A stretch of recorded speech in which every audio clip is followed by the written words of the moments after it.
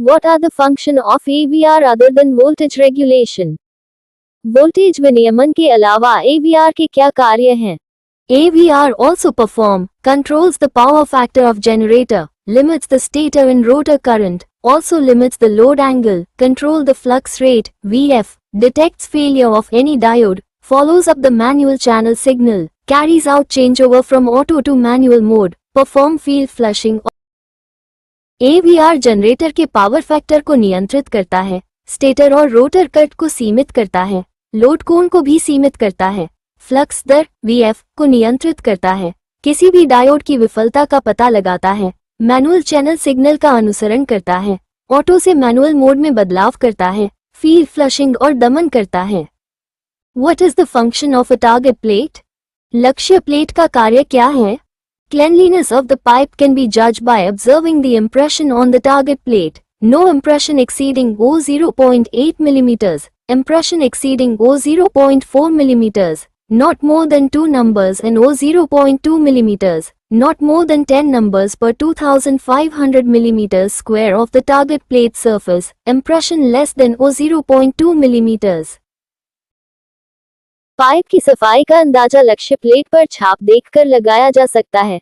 कोई छाप हो 0.8 मिलीमीटर से अधिक नहीं, छाप हो 0.4 मिलीमीटर से अधिक, दो संख्याओं से अधिक नहीं और ओ 0.2 मिलीमीटर, लक्ष्य प्लेट सतह के 2500 मिलीमीटर वर्ग प्रति 10 संख्याओं से अधिक नहीं, छाप हो 0.2 मिलीमीटर से कम।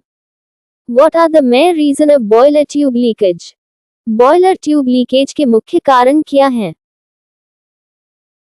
Leakage of the tube may take place due to scaling, erosion and corrosion. Scale may form at fire side and water side of the tube. Fire side scaling take place due to the deposition of combustion product at the outer surface of the tube and due to poor water chemistry. Water side scaling take place. Scale is a bad conductor of heat. Tubes fails due to the overheating of tube material. Corrosion makes the tube material thin and it may fail. Failure of protective layer leads to pitting the tube. Erosion is a mechanical phenomena like friction, impact, turbulence. Due to abrasive combustion particles, tube is eroded and its thickness reduced, which lead to failure of tube finally. Tube may burst due to starvation and overheating. Tube का रिसाव scaling, अपर्दन और जंग के कारण हो सकता है।